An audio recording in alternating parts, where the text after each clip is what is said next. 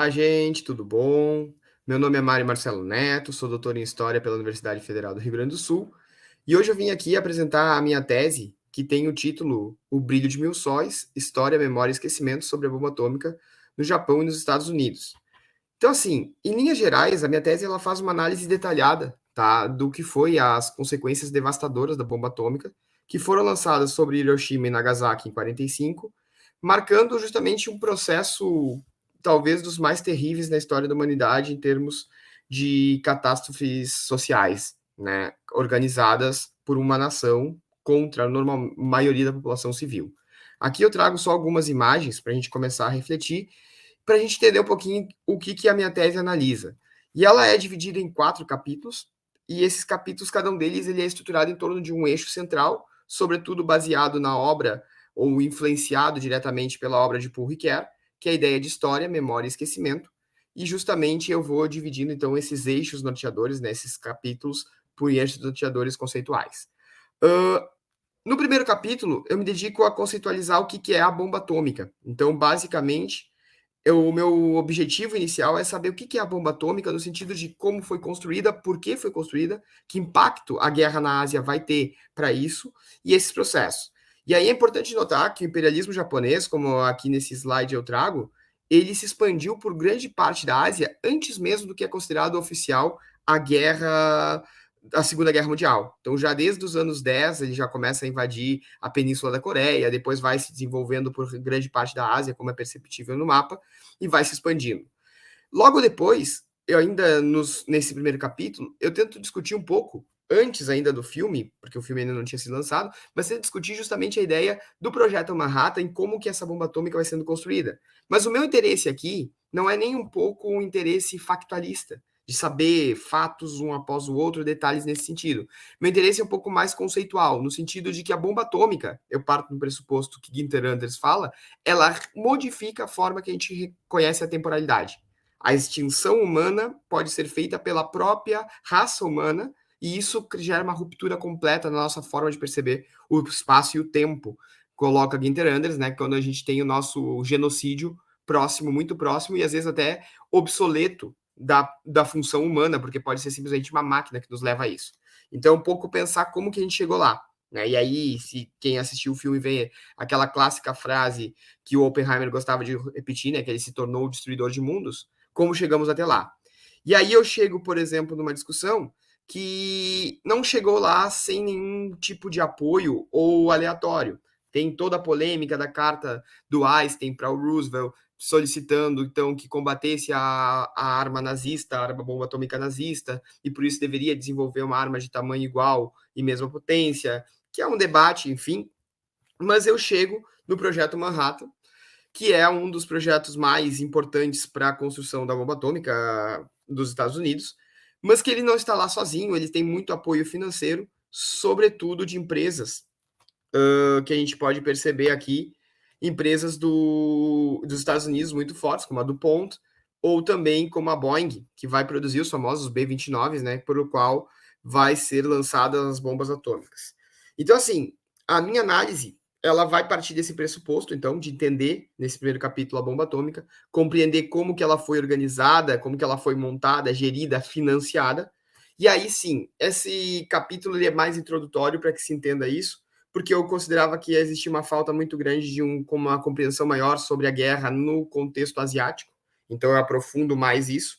Mas a minha tese em si, aquilo que eu quero propor de novo, de uma discussão mais aprofundada, vem a partir do segundo capítulo, mas principalmente quando eu começo a discutir, ainda no finalzinho do primeiro capítulo, as duas visões que a gente tem estéticas sobre a bomba atômica. De um lado, nós temos aqui o que leva o título da minha tese, que é o brilho de mil sóis, a visão de quem está dentro do cogumelo, a visão de quem sofreu com a bomba atômica. No outro lado, está ali o cogumelo atômico, aqueles que estão de fora é que enxergam o cogumelo. E a historiografia, a própria intelectualidade mundial, ela se divide basicamente nessas duas percepções estéticas da bomba atômica. De um lado, essas percepções estéticas veem a bomba atômica como quase algo belo, como um evento científico, que a gente pode pensar até o próprio filme do Oppenheimer, ele se encaixa nesse modelo, onde as vítimas nem são mencionadas ou mal são mencionadas, embora não seja o enfoque. E de outro lado, as vítimas, que de tanto trauma, tanto sofrimento, tanta confusão pelo evento catastrófico e traumático, que não consegue lembrar direito do que aconteceu. Então a gente tem dois modelos estéticos que acabam sendo modelos éticos também de pensar sobre esse passado. E aí a gente vai avançando. E quando a gente vai entendendo um pouquinho mais essas perspectivas, a gente consegue entender um elemento fundamental, né? Que é justamente o segundo capítulo que eu vou tratar sobre memória. Por que o capítulo da memória é importante? Porque aqui eu parto muito das discussões de memória, principalmente pautada em Paul Ricoeur e no Matheus Pereira, algumas outras discussões como a gente vai discutir também bastante com outros autores famosos, importantes, como Humberto Eco, enfim, mas a gente vai chegando lá para entender o seguinte. No segundo capítulo, eu aprofundo ainda mais essa análise, voltando para a questão da memória em torno da bomba atômica. E aí eu vou iniciando a minha investigação, principalmente a partir da memória de Sadako Sasaki, que é essa menina que está aqui na imagem, que ela tinha 12 anos, tá, quando faleceu de leucemia. Ela é uma vítima da bomba atômica, ela morava em Hiroshima, né, quando a bomba foi lançada, e ela falece praticamente 10 anos depois do que a bomba foi lançada. Ela se tornou um símbolo da paz, justamente que vai culminar na construção daquela estátua que está ali e que eu trago em detalhe logo ali acima. Por que é importante isso? Porque essa menina, ela nasce em Hiroshima em 43 e ela sobrevive ao impacto da bomba atômica e ela depois acaba contraindo ou descobrindo que tinha leucemia. E ao descobrir, ela começa então a estar no hospital e aí começa um jogo de narrativas. Que nesse momento aqui o que nos interessa mais é entender o seguinte: ela vai adentrar numa narrativa que envolve uma cultura muito forte do Japão, que é a formação do Senbazuru, que é basicamente a junção de 1000 pássaros de papel, os chamados tsurus, e com esses 1000 pássaros de papel, tu poderia atingir a possibilidade de fazer um grande desejo a partir do momento que tu consegue dobrar 1000 pássaros de papel. Ela vai começar a fazer isso no hospital, e aí algumas narrativas dizem que ela não completa os 1000 tsurus e os amigos completam, outras dizem que ela completa e até passa, e que depois ela morre, acaba falecendo e tudo mais. O que importa é como que a morte de uma criança comum, como centenas ou milhares de outras em Hiroshima, se tornou uma estátua e se tornou uma grande narrativa sobre o Japão. Esse é o ponto. Hoje, quando se fala em Tsuru, praticamente não consegue se falar de outra coisa senão Sadako. E aí a gente chega no quê? Que a Sadako ela vai se tornar uma memória interessante para a narrativa oficial japonesa. Por quê? Porque ela incorpora a história de Sadako como um princípio universal. Justamente do quê? De que o Japão ele é um país que ele valoriza suas vítimas, que ele defende a narrativa das suas vítimas, mas que jamais cobra justiça. A Sadako, e a grande frase que está expressa ali naquele memorial da sua estátua, e que também em todo o discurso em torno dela, ela não pede em nenhum momento justiça. Só que aqui não é a Sadako que fala, é as pessoas construindo uma narrativa sobre ela. Ela não teve, infelizmente, a possibilidade de falar e ninguém ouvir a voz dela. Não temos registros, nem escrito, nem falado sobre o que ela disse, mas temos pessoas narrando sobre ela. E as narrativas oficiais, principalmente do Estado, e das narrativas que envolvem o contexto de ocupação do Japão pelos Estados Unidos, tendem a dizer que Sadako Sasaki, então, portanto, ela é uma menina que acaba sendo a vítima da bomba atômica que não cobra justiça. Portanto, ela é uma memória oficial e extremamente importante para a sociedade japonesa. Por quê? Porque com isso ignora-se no Japão todos os crimes de guerra que o Japão cometeu ao longo do tempo. Então, crimes de guerra, de, por exemplo, abuso de mulheres na Coreia do Sul, ignora-se. Crimes de guerra, como, por exemplo, usos indiscriminado de força contra civis, como, por exemplo, no caso de Nanquim, ou em outros muitos casos que o Japão cometeu, ignora-se. E a Sadako Sasaki ela consegue congregar isso. O Japão fica numa posição de vítima e jamais se fala dele como uma posição de algoz. Isso deriva, por exemplo, aqui nas visões tanto do filme quanto das narrativas depois em livros que vão surgir. Essa aqui é do irmão dela, que tenta ser um pouco mais crítica nos aspectos. E aqui a gente culmina isso com a visita do Obama, né, a Hiroshima, somente a Hiroshima, não a Nagasaki, e que justamente também não pede desculpas, porque é aquela mesma ideia. É um país que não clama por desculpas na narrativa oficial. Ele justamente necessita apenas que entenda-se a paz mundial, um discurso aberto, amplo, sem criticar culpados, sem buscar nenhum tipo de reparação vinda de fora por isso, porque acaba também anistiando o país. Depois eu vou focar minha narrativa aqui a estudar um pouco mais o mangá Gens Pé Descalço, que aqui eu não vou me ater muito tempo, porque é a parte mais extensa da minha tese, nesse momento, até agora, pelo menos, porque é aqui eu aconselho a todos que gostem desse tema a ler, porque o mangá Gen ele tem uma ideia muito fundamental, que é pensar como as vítimas da bomba atômica perceberam a bomba atômica. Por quê? Porque o Keiji Nakazawa, o seu autor, é um sobrevivente da bomba atômica, e ele vai narrar as suas experiências a partir dali, criando um alter ego numa coisa muito próxima a uma autonarrativa, uma autobiografia. Eu trabalho aqui muito pela ideia das variações experimentais, que é um conceito do professor Pedro Caldas, que trabalha a ideia de que quando tu não consegue falar diretamente do trauma, tu encontra subterfúgios normalmente estéticos para poder falar disso. Então tu usa analogia, simbolismos para isso. E o Gen é muito forte nisso. E um dos principais simbolismos que ele traz é o trigo, que começa a obra e termina a obra falando do trigo. Aqui está o Keiji, para quem não conhece. Aqui são as três momentos principais. O trigo, aqui é praticamente a primeira cena do mangá, que é o trigo sendo pisoteado.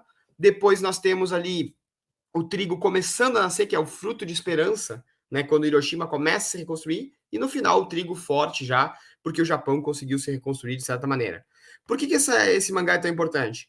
Basicamente porque esse mangá consegue sintetizar tudo aquilo que se precisa ou se pensa numa postura crítica à história da bomba atômica. Ele não é só uma memória daqueles que estavam lá na bomba atômica e sofreram com ela, também não é só uma análise de como foi construído aquele artefato.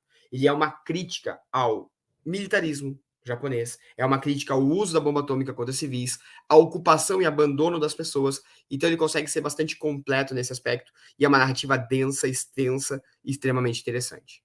No terceiro capítulo, já me encaminhando para uma parte mais finalizadora, a gente vai trabalhar um pouquinho com a ideia de esquecimento.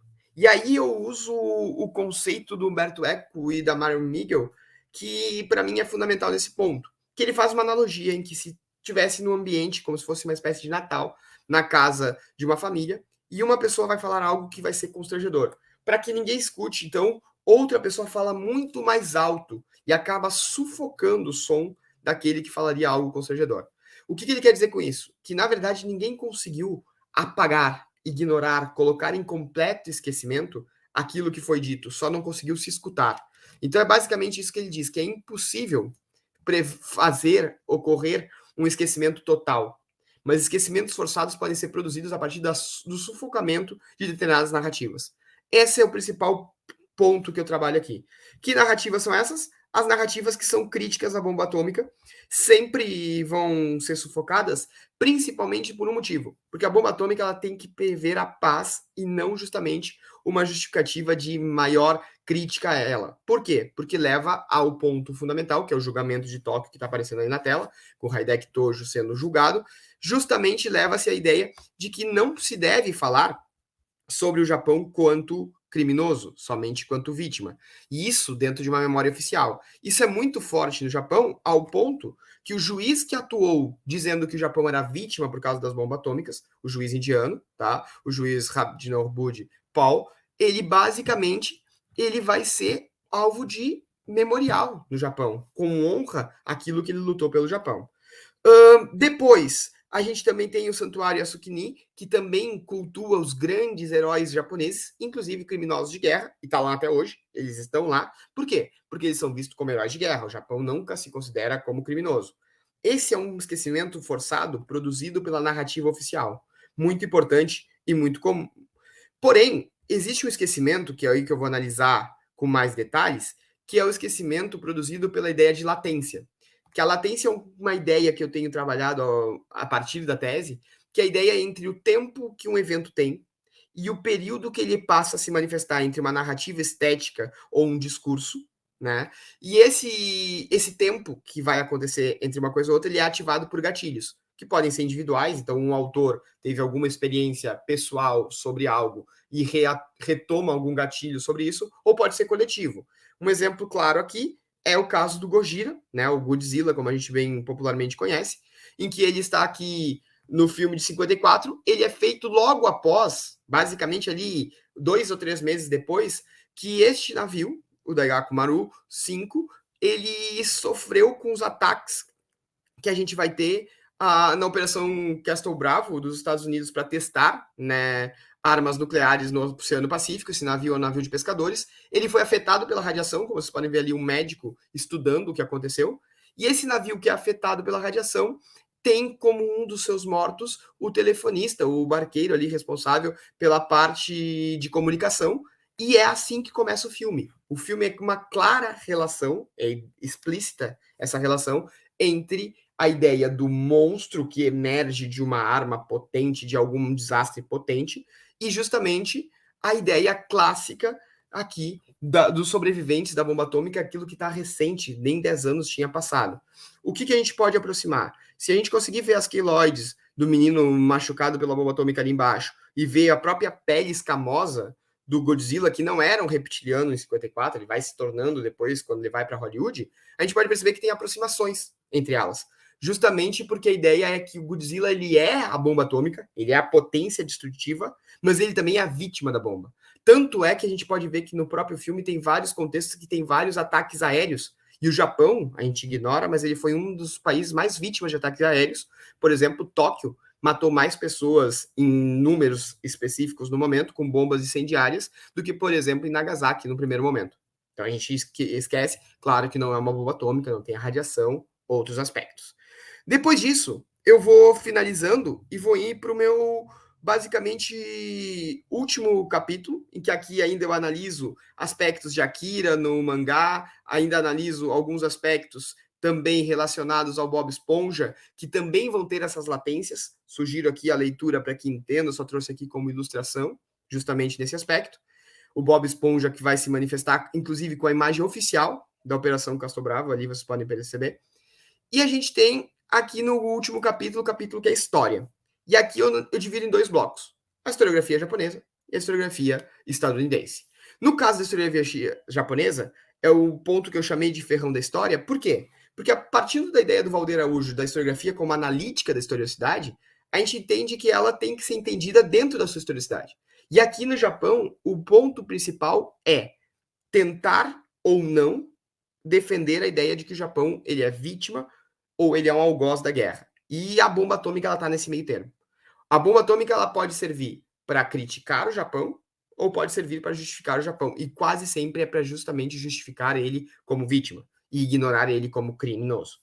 Isso é, por exemplo, o que vai fazer o Hagashina Nakano, que está aqui na esquerda, que basicamente, quando a Iris Chang escreve um livro sobre os estupros de Nanquim, ele literalmente tenta pegar por argumentos factuais e destroçar ela nesses argumentos, dizendo que ela mentiu, acusações bem pontuais, que na verdade eram falsificações ou eram objetificações muito explícitas, como por exemplo, errou o número da página do local, aquela foto foi uma falsificação, quando na verdade não foi uma falsificação. Então são acusações bem estilo extrema-direita, que a gente está acostumado nos últimos anos no Brasil, para tentar fazer algo semelhante no caso japonês.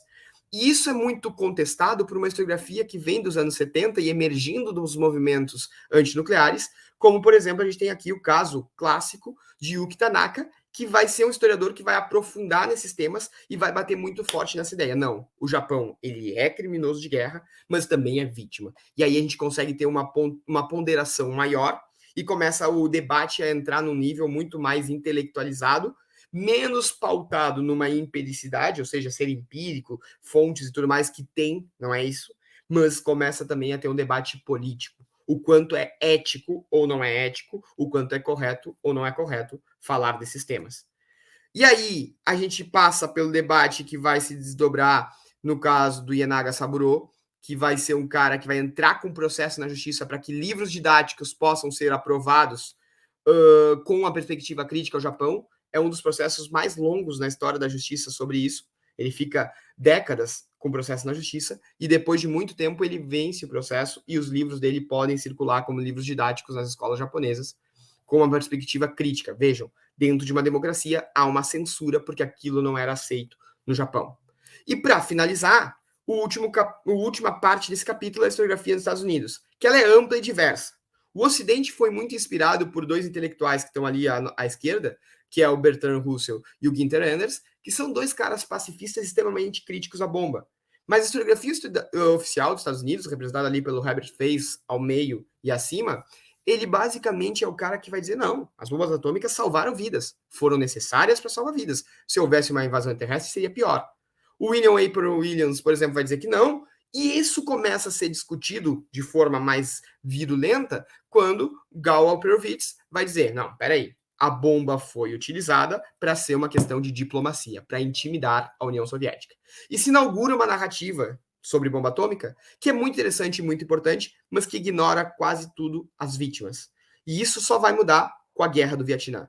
Quando vem a Guerra do Vietnã, aí as vítimas passam a estar em pauta e isso começa a ser discutido. Tem uma mudança, uma guinada para uma ideia de direita, quando vem o ano de 95 e começa a ter, então, as comemorações, ou seja, as efemérides, né, justamente dos 50 anos da bomba atômica, que justamente aí sim se disseminam pelos Estados Unidos com a exposição do Enola Gay e que depois se deturpam para vários livros. O caso mais clássico, Robert James Maddox, que vai fazer um livro que é quase uma excrescência no sentido amplo, que ele chega a calcular uma história contrafactual quantas vidas teriam morrido dos Estados Unidos se houvesse uma invasão terrestre e não uma bomba atômica. Isso é muito criticado e surge então uma nova leva de historiadores que vão começar a estudar japonês e vão pegar a língua japonesa, vão ser descendentes de japonês e vão começar a colocar as vítimas em primeiro lugar. E essa historiografia mais crítica, ela está hoje em pauta. Dessa forma, eu finalizo a minha tese dizendo que qual é o grande objetivo dela, qual é a grande discussão dela? É mostrar que a bomba atômica ela foi usada de várias formas em diversos contextos. E nesses contextos, o que está em jogo sobre a bomba atômica? Não é nem um pouco a narrativa objetivista dela, o que é certo, o que é errado, o que pode, o que não pode. Isso é o que menos importa sobre a bomba atômica. Na verdade, é o uso dela para fatores políticos, para interesses políticos que a gente vê até hoje. Então, justamente é pensar como é que a memória e a história dela são manipuladas. O quanto o julgamento ele não é suficiente para determinar o rumo daquela sociedade. É entender que a bomba atômica ela vai ter diversos momentos de latência, como, por exemplo, vamos pegar a guerra do Iraque, em que cada momento se ameaçava dizer que Saddam Hussein poderia ter armas químicas e bombas nucleares, que o Irã pode ter bombas nucleares. Isso tudo gera um contexto amplo em que gatilhos podem ser alicerçados e novas representações disso emerjam por aí. Então, nesse sentido, a minha tese busca discutir esses elementos. Claro que ela aprofunda um pouco mais, mas espero que tenha sido entendível nesse breve resumo que ficou ainda um pouco longo, mas espero que fique interessante para vocês.